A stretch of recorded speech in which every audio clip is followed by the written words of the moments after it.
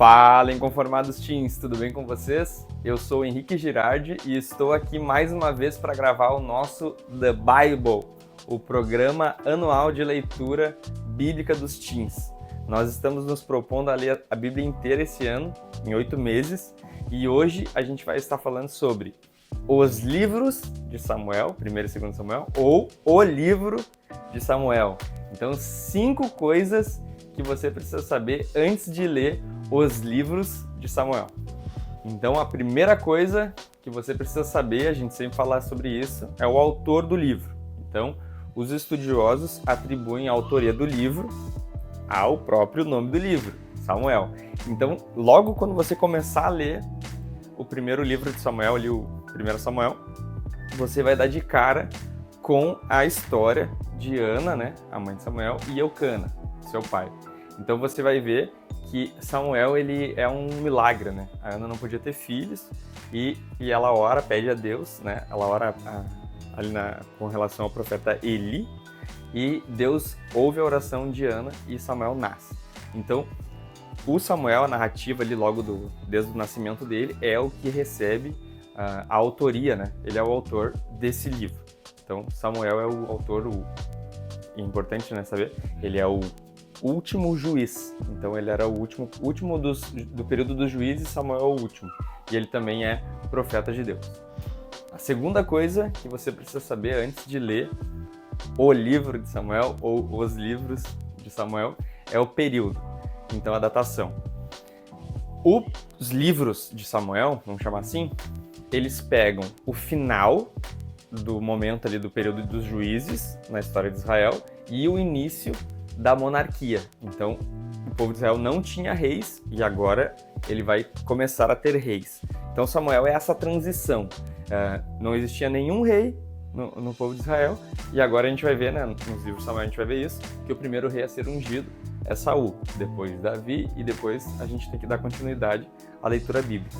Mas, então, o período se a gente for datar, né, a gente já viu lá, se a gente for desde lá do Egito, os 400 anos, 40 anos no deserto. Se a gente for fazendo essas contas, a gente vai ver que os livros de Samuel vão datar ali de 1100 a.C., 1000 a.C., é por ali que as coisas acontecem. A terceira coisa que você precisa saber antes de ler os livros de Samuel. Os personagens principais, vamos colocar aqui assim, Samuel, né, o profeta Samuel, o rei Saul, e o rei Davi. Vamos chamar assim os 3 personagens principais. Quando você começar a ler o livro de 1º Samuel, também, né, como a gente falou anteriormente, era o livro de Samuel, era um livro só. Só como ele era muito longo, eles dividiam ele em 2. Por isso que até hoje existe 1º e 2º Samuel, mas no princípio, lá atrás, era um único livro, um único volume, vamos chamar assim. Quando você começa a ler o livro de Samuel, você vai ver que é o surgimento, né, do rei Saul. Depois você vê a queda de Saul, porque ele peca e Deus não quer mais que Saul seja o rei de Israel, e daí ele vai escolher um outro rei. Se você quiser assistir, tem uma série, ela não segue certinho assim o texto bíblico, mas é bem interessante a série assim para você entender a narrativa, que é a Casa de Davi, né? House of David, acho que tem no Amazon Prime, se você quiser assistir, vai contar isso que eu tô falando aqui. Então, o primeiro livro de Samuel é essa questão de surgimento do rei Saul, a queda de Saul e depois a narrativa da morte de Saul. Isso, o primeiro livro de Samuel. O segundo livro de Samuel já é a narrativa do rei Davi. E também o rei Davi vai acabar pecando e desobedecendo. Então você tem a unção do rei Davi, a consolidação, né, do seu reinado, as conquistas do rei Davi, depois ele acaba caindo em pecado, depois a gente vê as consequências disso. Então essa é basicamente a estrutura do livro, 1º e 2º Samuel. Então a quarta coisa que você precisa saber antes de ler os livros de Samuel, o contexto. Então a gente tem que nos colocar, né, colocar o óculos lá do povo de Israel. O povo de Israel estava vivendo no período dos juízes, né? Cada um, qual que é a frase, aquela que resume? Cada um fazia o que queria, né? Cada um fazia o que achava certo. Esse é o período dos juízes. até que o povo de Israel procura o último juiz, Samuel, e pede um rei. A partir desse momento, agora, vamos dizer assim, não é que cada um não vai fazer o que quer, a gente vai continuar lendo a história de Israel aqui, mas agora a gente tem a pessoa do rei.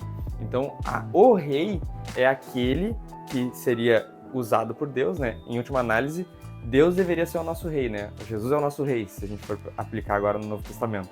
A gente obedece ao rei Jesus, certo? A gente deveria ter sempre Deus como nosso rei. Mas agora, a partir desse momento do povo de Israel, a pessoa do rei é aquele que diria o que é certo, o que é errado, o que o povo de Israel deveria ou não fazer.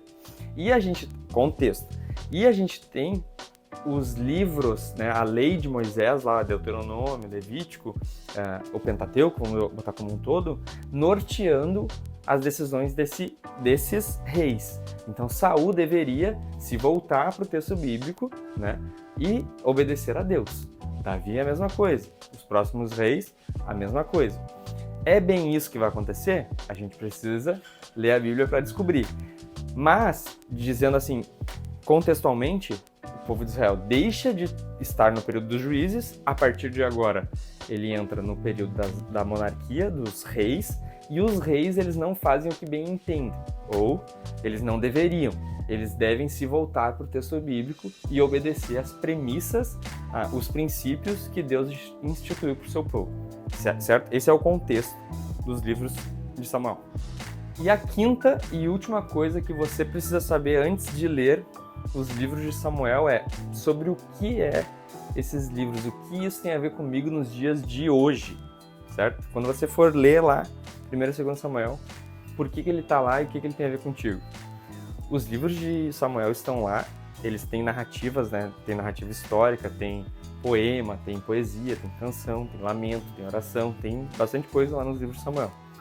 Eles estão lá para cobrir um período histórico, uma narrativa histórica dos primeiros reis de Davi e essa transição de juízes para reis. Eles estão lá para isso, beleza? Mas para nós, o que a gente traz para nós nos dias de hoje para a gente aprender alguma coisa? Bom, muitas vezes nas nossas vidas a gente vai ter momentos em que a gente pensa: estou fazendo tudo o que eu devo fazer, estou andando em obediência a Deus, as coisas estão dando bem, pegando aqui o contexto de Saul ou de Davi. Só que o nosso coração, assim como de Saul e de Davi, ele é enganoso e a gente pode cair. Qual que é o texto aquele do Novo Testamento que fala? Aquele que está de pé, vigie para que não caia. Então, normalmente, quando a gente está numa posição de que você está bem, de que você está obedecendo, de que Deus está abençoando, você tende a baixar a guarda e achar que está tudo ganho. Quando, na verdade, a gente tem que estar sempre vigiando em oração. Então, os livros de Samuel, eles nos dão esse alerta de que nós devemos ter a nossa guarda sempre alta, né? Falando aqui até de jiu-jitsu, sempre em guarda. A gente não pode relaxar, porque o nosso coração, ele é enganoso. É só você ler a história de Saul e ler a história de Davi que você vai concluir isso. Então nós devemos estar sempre atentos, sempre vigilantes, certo? Que você tenha uma boa leitura dos livros de Samuel. E o próximo livro, ou livros, que a gente vai ver é Reis, né? Juízes, Ruth, 1º e 2º Samuel, 1º e 2º Reis. Então, nos vemos no próximo vídeo. Uma boa leitura para você. Valeu, falou!